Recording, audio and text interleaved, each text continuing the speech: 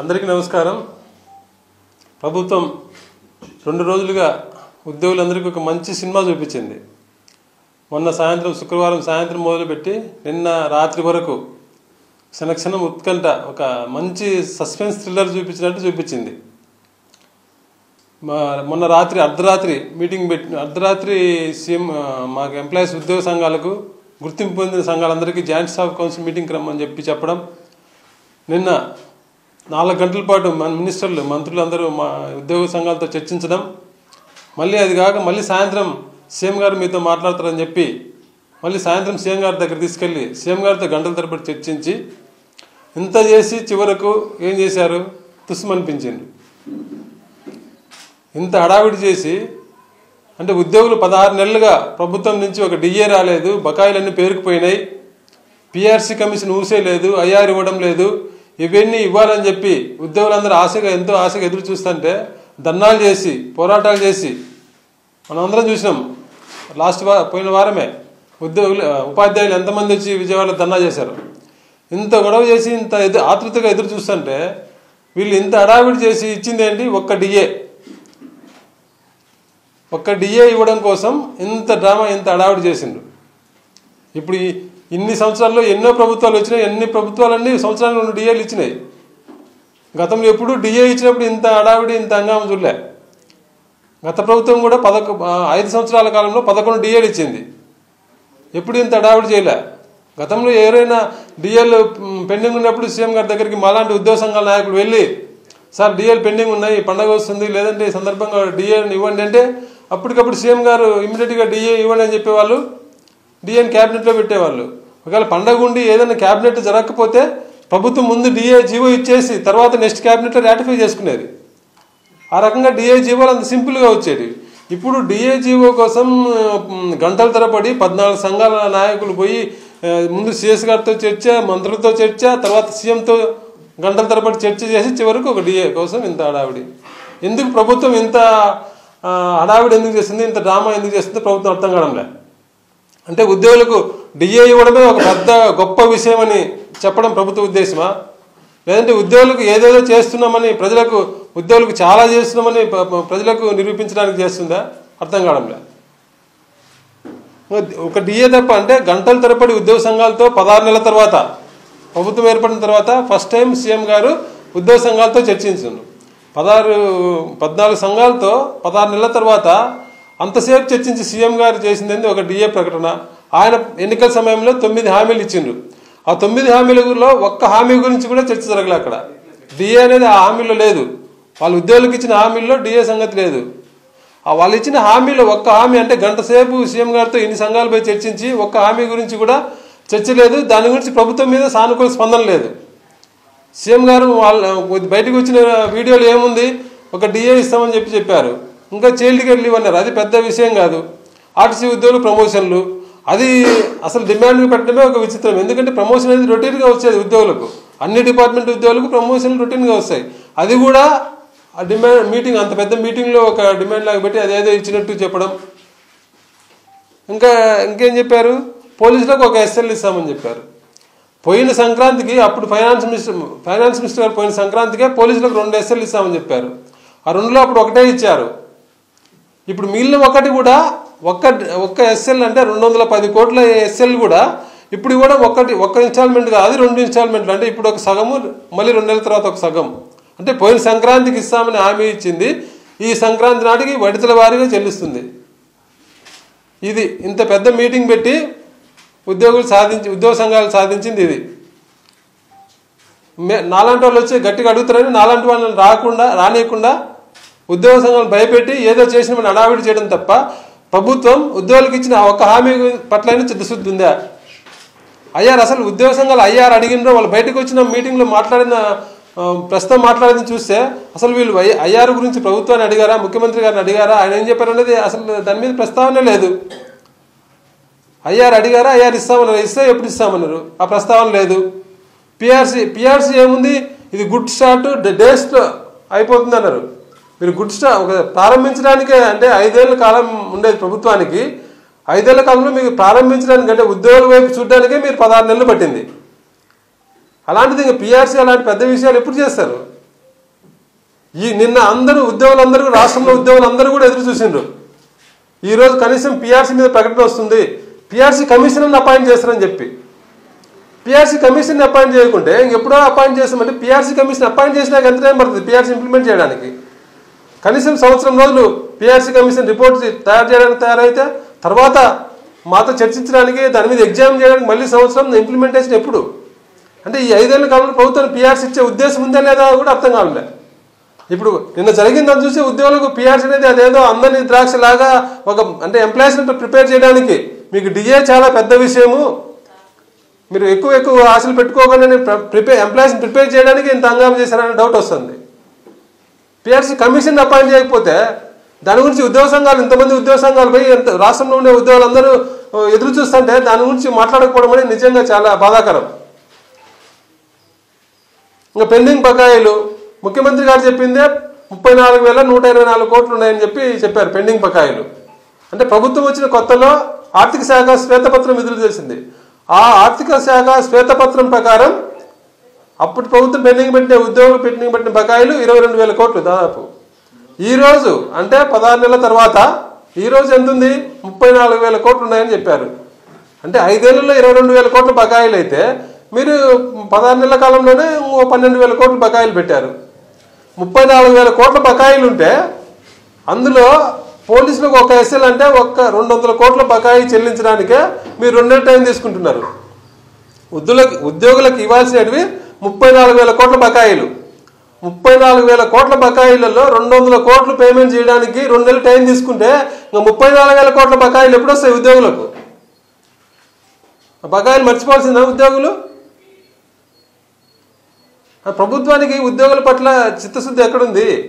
మా వాళ్ళు కూడా ఎందుకు సైలెంట్గా ఉన్నారు అంటే ఉద్యోగ సంఘాలు చూసి నిజంగా వాళ్ళని చూసి నిన్న జాలేసింది. ఉద్యోగుల బాధ వాళ్ళకి తెలుసు, ఉద్యోగుల ఆవేదన వాళ్ళకి తెలుసు. మరోపక్క సీఎం గారు 16 నెలల తర్వాత కనీసం కూర్చోబెట్టి మాట్లాడి టీ ఇచ్చిండు. ఈ టైంలో ఆయనకు వ్యతిరేకంగా మాట్లాడలేమనే బాధ అనే ఒకటి వాళ్ళకి టెన్షను, ఈ పక్క ఉద్యోగుల బాధ. ఇవన్నీ వాళ్ళ ప్రెస్ మీట్ చూసి అర్థమవుతుంది. లోపల ఎంత ఇది ఉన్నా కూడా బయటపడలేక చాలా ఇబ్బంది పడ్డారు వాళ్ళు. అలాంటి ప్రభుత్వం అంతా ఆవేదనలో ఉంటే ఉద్యోగ సంఘాలను పిలిచి మీరు డిఏ అనుకుంటే డిఏ స్ట్రైట్ అవే ఇచ్చేయచ్చు కదా. ఉద్యోగులందరికీ ఇంత ఆశ పెట్టి ఇంత అడావిడి నడపాల్సిన అవసరం లేదు కదా. ఇంకా సిపిఎస్ గురించి మాట్లాడారు సీఎం గారు కూడా. సీఎంగా ఎన్నికల మేనిఫెస్టోలో ఏం చెప్పారు? సిపిఎస్ జిపిఎస్ను సమీక్షించి అందరికీ ఆమోదయోగ్యమైన అంటే జీపీఎస్ కంటే మెరుగ్గా అందరికీ ఆమోదయోగ్యమైన ఒక నిర్ణయం తీసుకుంటామని అన్నారు. 16 నెలలు అయింది, దాని గురించి ఊసెత్తడంలే. నిన్న సీఎం గారు కూడా మాట్లాడుతూ ఏం చెప్పారు? కేవలం 2004కు ముందు నోటిఫికేషన్ వచ్చి వాళ్లకు అంటే గవర్నమెంట్ ఆఫ్ ఇండియా ఒక మెమో ఇచ్చింది, 57 మెమో అని.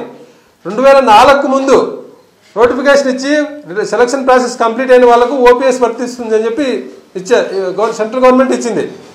దాన్ని ఇంప్లిమెంట్ చేయమని అడుగుతున్నారు కొంత. ఆ కేటగిరీ కిందకి వచ్చేవాళ్ళు, మిగతా వాళ్ళు సిపిఎస్ నుంచి ఓపీఎస్ తీసుకురామని అడుగుతున్నారు. వాళ్ళు ఎన్నికల మేనిఫెస్టో ఇచ్చిన హామీ గురించి మాట్లాడకుండా కేవలం ఒక్క 57 మెమో ఒకటి గురించి మాట్లాడారు. పోనీ దాని మీదైనా పూర్తి క్లారిటీ ఇచ్చారంటే అది కూడా లేదు. దాని మీద కూడా మేము కూర్చొని మాట్లాడి ఏం చేయాలో చేస్తామని చెప్పారు తప్ప దాన్ని 57 మెమోలు కూడా ఇంప్లిమెంట్ చేస్తామనే హామీ నేను సీఎం గారు ఇవ్వలేదు. ఇకపోతే కాంట్రాక్ట్ ఎంప్లాయీస్ రెగ్యులేషన్ గత ప్రభుత్వం ఆల్రెడీ నిర్ణయం తీసుకున్నది, అసెంబ్లీలో చట్టం చేసింది. దాంతో కొంతమందికి దాదాపు 3,400 మందికి రెగ్యులర్ చేసింది కూడా. మిగిలిపోయిన వాళ్ళని చేయడం అది రొటీన్ ప్రాసెస్, ప్రభుత్వ ప్రక్రియ. ఏ ప్రభుత్వం వచ్చినా అసెంబ్లీ చేసిన చట్టాన్ని అమలు చేయాల్సిన బాధ్యత ప్రతి ప్రభుత్వం మీద ఉంటుంది. దాన్ని కూడా అమలు చేయకుండా 16 నెలలుగా మిగిలిన ఉద్యోగులందరూ ఆవేదనలో ఉంటే అది పట్టించుకోవడంలే ప్రభుత్వం. దాని గురించి మా వాళ్ళు మాట్లాడలే. ఎందుకు మాట్లాడలేదు? మాట్లాడింటే సీఎం గారు ఏం చెప్పిండో అదే చెప్పలేదు. అంటే వీళ్ళు మాట్లాడిందో తెలియదు, మాట్లాడితే సీఎం గారు ఏం చెప్పిండో తెలియదు. దాని గురించి ఎక్కడ ప్రస్తావించలే ఎవరు. అవుట్ సోర్సింగ్ ఉద్యోగుల బాధ చెప్పలేండి. వాళ్ళకి స్కీమ్స్ ఇచ్చామని ఒక స్కీమ్ ఇవ్వకుండా ఆప్కాస్ట్ని తీసేసి ప్రైవేట్ ఏజెంట్ తీసుకురావడానికి మళ్ళీ ప్రయత్నం చేస్తున్నారు. వాళ్ళ గురించి పట్టించుకోవడంలే. ఇంకా గ్రామ వార్డు సచివాలయ ఉద్యోగులు అయితే దాదాపు 4 రోజులు వాళ్ళు ధర్నా చేస్తున్నారు, రోడ్డు మీదకి వచ్చి గొడవ చేస్తున్నారు. మమ్మల్ని వాలంటీర్ల కంటే హీనంగా చూస్తున్నారు. మాకు రావాల్సిన ప్రమోషన్లు కానీ ఇంక్రిమెంట్లు కానీ అవన్నీ ఏమి ఇవ్వకుండా, అంటే లెజిటిమేట్గా రావాల్సినట్టు చేయకుండా ప్రభుత్వం పని ఒత్తిడి ఎక్కువ అంటే ఉండే వాలంటీర్లను తీసేసి వాలంటీర్ల పని అంతా మాతో చేయిస్తుంది. ఇంటింటికి తిరిగి స్టిక్కర్లు అంటించడం, ఇంటింటికి తిరిగి జిఎస్టీ గురించి ఇంటింటికి తిరిగి చెప్పడం, మంగళ షాపులకు వెళ్ళి బార్బర్ షాపులకు వెళ్ళి ఇంటింటికి జిఎస్టీ తగ్గిందని చెప్పడం, బట్టల కోట్లకు వెళ్ళి చెప్పడం, ఏంటిది ఉద్యోగులు చేయాల్సిన పనేనా ఇది? సెంట్రల్ గవర్నమెంట్ జిఎస్టీ తగ్గించే అదంతా మన ఏ రాష్ట్రంలో ఇట్లా చేసిందా? జిఎస్టీ మీద ఉద్యోగులందరూ పోయి ఇళ్ళకి పోయి అందరికీ మీకు జిఎస్టీ దీని మీద తగ్గిందని చెప్పిందా మన రాష్ట్రంలో తప్ప? ఉద్యోగులు ఇంత ఘోరంగా వాళ్ళను ఏడిపిస్తూ వాళ్ళందరూ ధర్నా చేస్తే వాళ్ళ మినిస్టర్ గారు సెక్రటరీ గారు పిలిచి ఏం చెప్పారు? వారం రోజుల కిందట మీకు సర్వేలో ఇబ్బంది రాకుండా సంవత్సరానికి 1-2 సర్వేలు చేయిస్తాం, ఇబ్బంది లేకుండా చూస్తాం, మీ ఇంక్రిమెంట్లు అన్నీ మేము ప్రాసెస్ చేస్తామని చెప్పి వాళ్ళు ధర్నా నుంచి విరమించుకునే పరిస్థితి వచ్చినప్పుడు విరమించుకున్నాక ఇప్పుడు మళ్ళీ గవర్నమెంట్ నిన్న జీవో ఇచ్చింది. వాలంటీర్లు చేసే పనులన్నీ మళ్ళీ సచివాలయ ఉద్యోగులు చేయాల్సింది అన్నట్టుగా జీవో ఇచ్చింది ప్రభుత్వం. జీవో నెంబర్ 11 ఇచ్చింది.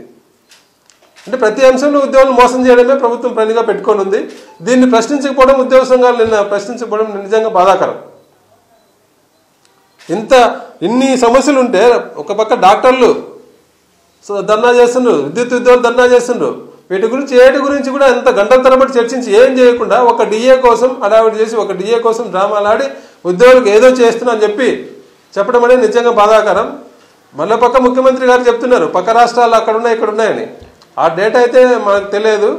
కానీ పక్క రాష్ట్రాల పరిస్థితి ఈ రోజు కాదు కదా. మీరు ఎన్నికల్లో హామీలు ఇచ్చినప్పుడు ఏ రకంగా ఉందో ఆ రకంగా ఇప్పుడు ఆ రకంగా ఉంది. కొత్తగా ఈరోజు ఈ 16 నెలల్లో మారింది కాదు కదా. ఏదైనా ఒక ఉపద్రవం వచ్చి గతంలో కరోనా లాంటి ఒక ఇబ్బందికర పరిస్థితి వచ్చి గవర్నమెంట్ ఆదాయం తగ్గిపోతే అప్పుడు మేము కూడా అర్థం చేసుకుంటాం. గతంలో కూడా మేము కూడా చాలాసార్లు చెప్పినాం కరోనా వల్ల ఇబ్బంది ఉంది, కొద్దిగా అర్థం చేసుకోవాలని. అలాంటి ఏదైనా ఉపద్రవం వచ్చి ప్రభుత్వం ఇబ్బందిలో ఉంటే మేము కూడా అర్థం చేసుకుంటాం. కానీ అవన్నీ ఏం లేవు కదా. ఇప్పుడు మీరు ఎన్నికల టైంలో ఏదైతే హామీ ఇచ్చినప్పుడు పరిస్థితులు ఉన్నాయో అవే ఉన్నాయి. గతంలో అప్పుడు మీరు కూడా చెప్పారు ఇంకా ఆర్థికంగా చాలా ఇబ్బంది అయింది, మేము సంపద సృష్టించి మేము అన్ని వర్గాలకు మేలు చేస్తాం, మీకు కూడా ఉద్యోగాలు కూడా చేస్తామని చెప్పారు. కానీ ఈరోజు ఏం చేస్తున్నారు? ఉద్యోగులు అసలు పట్టించుకోవడం లేదు. ఒక్క డిఏ ఇవ్వడం కోసం 16 నెలలు ప్రభుత్వానికి 9 హామీలు ఇచ్చి పెండింగ్ బకాయిలన్నీ చెల్లిస్తామని చెప్పి అధికారంలోకి రాగానే ఐఆర్ ఇస్తామని చెప్పి పిఆర్సీ మంచి మెరుగైన పిఆర్సీ ఇస్తామని చెప్పి ఇన్ని రకాలుగా చెప్పి మీరు అధికారంలోకి వచ్చినాక ఒక డిఏ అంటే రెగ్యులర్గా సంవత్సరానికి 2 డిఏలు రావాల్సిన దాన్ని ఒక డిఏ ఇవ్వడానికి మీరు 16 నెలలు పడితే మిగతా ఉద్యోగుల సమస్యలు ఎలా పరిష్కరిస్తారు? ఎప్పుడు పరిష్కరిస్తారు? వాటిని ఏం చేస్తారు? ఉద్యోగులందరికీ భయం ఉంది. ప్రభుత్వానికి ఇప్పటికైనా చెప్తున్నాం, రిక్వెస్ట్ చేస్తున్నాం, మీరు ఉద్యోగ సంఘాలను భయపెట్టి మాట్లాడకుండా చేయొచ్చు.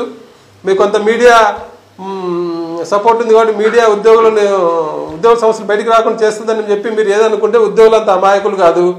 ఉద్యోగులు మీడియాని చూసో మేము ఉద్యోగ సంఘాలను చూసో నమ్మి వాళ్ళ కాముగా ఉండే పరిస్థితి అయితే ఉండదు. ప్రతి ఒక్క ఉద్యోగి చదువుకున్న వాళ్ళు, ప్రతి ఒక్క ఉద్యోగి తెలివైన వాళ్ళే. ప్రభుత్వం ఏం చేస్తుంది, ప్రభుత్వం వాళ్ళ పట్ల ఎలా బిహేవ్ చేస్తుంది అనేది తెలుసు.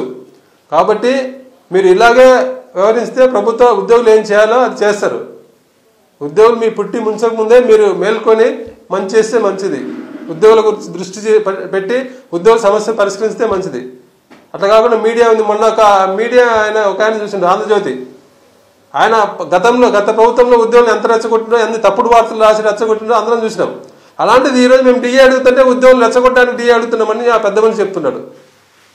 అలాంటి మీడియాలు ఏదో చేస్తాయనుకుంటే పొరపాటు. ప్రభుత్వం ఇప్పటికైనా కళ్ళు తెరిచి ఉద్యోగుల వైపు చూడాలి. ఉద్యోగుల ఆవేదన అర్థం చేసుకోవాలి.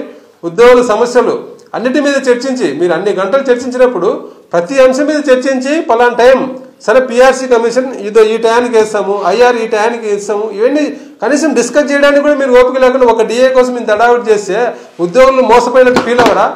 ఉద్యోగులు ఎంత బాధ ఉంది ఈరోజు. ఉద్యోగులు బాధ పెంచేలాగా మీరు ప్రవర్తించకండి. మీకు నమ్మి ఓటేసినందుకు ఉద్యోగులు మోసం చేయకుండా, ఉద్యోగులు దగా చేయకుండా, నమ్మి మోసపోయామనే భావన రాకుండా ఉండాలంటే ప్రభుత్వం ఇప్పటికైనా ఉద్యోగుల వైపు దృష్టి పెట్టి ఉద్యోగులకు చేస్తామని చేయాలని చెప్పి కోరుతున్నా, మీ ద్వారా కోరుతున్నా. Thank you.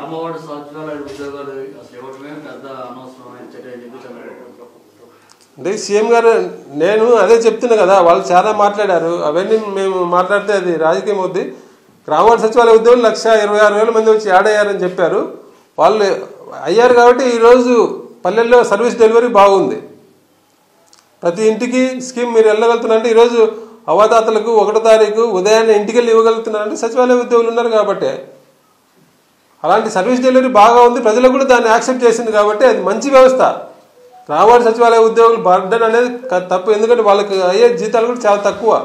126,000 మందికి కూడా కలిపి దాదాపు మహా అయితే ఒక 5-6 వేల కోట్ల మించి ఉండదు జీతం. కాబట్టి వాళ్ళు బడ్డీని అనేది కాదు, వాళ్ళ వ్యవస్థలోకి రావడం వల్ల ప్రజలకు మంచి జరుగుతుంది. Thank you. అవేనా అదే చెప్తున్నానా. ఇప్పుడు సచివాలయ ఉద్యోగులు కానీ ఆర్టీసీ ఉద్యోగులు కానీ ఈ రోజు వచ్చిన వాళ్ళు కాదు కదా. ఈ ప్రభుత్వం ఎన్నికల టైంలో ఏదైతే పరిస్థితులు అవే ఉన్నాయి కదా, ఎన్నికల టైంకి ముందే కదా వాళ్ళు ఎన్నికల్లో మేనిఫెస్టోలో పెట్టేటప్పుడు ఎన్నికల్లో హామీ ఇచ్చేటప్పుడు ఉండే పరిస్థితులే కదా, అంతకు ముందు ఉండే వాళ్ళే కదా. ఆ రోజు మీరు సచివాలయ ఉద్యోగులు చూసుకోలేదా, ఆ రోజు ఆర్టీసీ ఉద్యోగులు చూసుకోలేదా. ఇవన్నీ లెక్కేసుకునే కదా మీరు హామీ ఇచ్చింది. ఇవన్నీ లెక్కేసుకొని మీరు ఐఆర్ ఇస్తామన్నారు, ఇవన్నీ లెక్కేసుకొని మంచి పిఆర్సీ ఇస్తామని చెప్పారు, పెండింగ్ బకాయిలు చెల్లిస్తామని చెప్పారు. ఇవన్నీ చూసుకునే కదా చెప్పింది. ఆ రోజు ఉండే పరిస్థితి ఈ రోజు ఉంటే మళ్ళీ అవే చెప్పి ఈరోజు ఉద్యోగులను అది చేయలేమనే రకంగా హింట్ ఇవ్వడము, ఉద్యోగులను మానసికంగా ప్రిపేర్ చేయడం కరెక్ట్ కాదు. ఉద్యోగులు అంత అమాయకులు కాదు, ఉద్యోగులు చాలా తెలివైన వాళ్ళు. ఎప్పుడు రియాక్ట్ అవ్వాలో ఖచ్చితంగా రియాక్ట్ అవుతారు.